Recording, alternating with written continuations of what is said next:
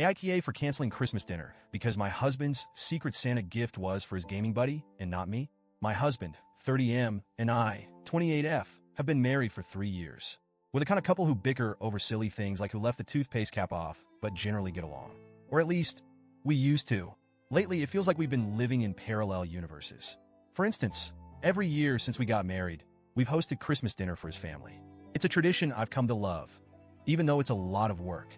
I enjoy decorating the house, planning a menu, and seeing everyone gathered around the table, enjoying a meal I've poured my heart into.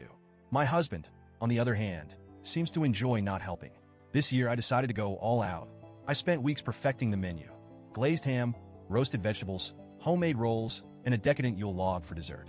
I ordered new table linens and even handcrafted some centerpieces to give everything that extra festive touch. Meanwhile, my husband was, well, let's just say his priorities were elsewhere. If you've ever lived with a gamer, you know what I mean? His busy schedule consisted of nightly gaming marathons with his online crew. Every time I asked for help, whether it was hanging lights or peeling potatoes, I got the same response. Not now, babe. I'm in the middle of a raid. Fine. Whatever. I figured he'd step up eventually. Spoiler alert, he didn't. To simplify gift giving this year, his family decided to do a Secret Santa exchange with a $100 budget. My husband drew my name, which I thought was perfect.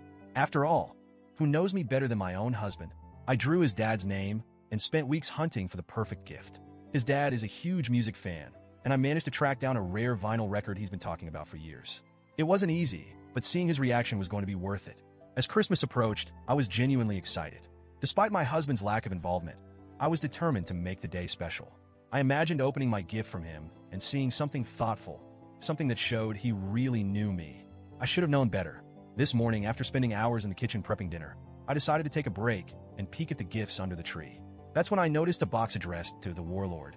If you're wondering who the Warlord is, join the club. He's one of my husband's online gaming buddies. They've been playing together for years, and while I've never met the guy, I've heard plenty about him. According to my husband, the Warlord is a legend, which I guess means he's really good at pretending to be a knight or whatever. Curious, I opened the gift. And yes, I know snooping isn't great, but at this point, I think you'll understand why I felt compelled to look. Inside was a custom-made gaming headset. Not just any headset, this thing was top of the line. Sleek, stylish, and engraved with the Warlord on the side. It must have cost at least $150. I stared at it, my stomach sinking. Surely this wasn't a Secret Santa gift for me. I checked the tag. It was addressed to the Warlord. That's when it hit me.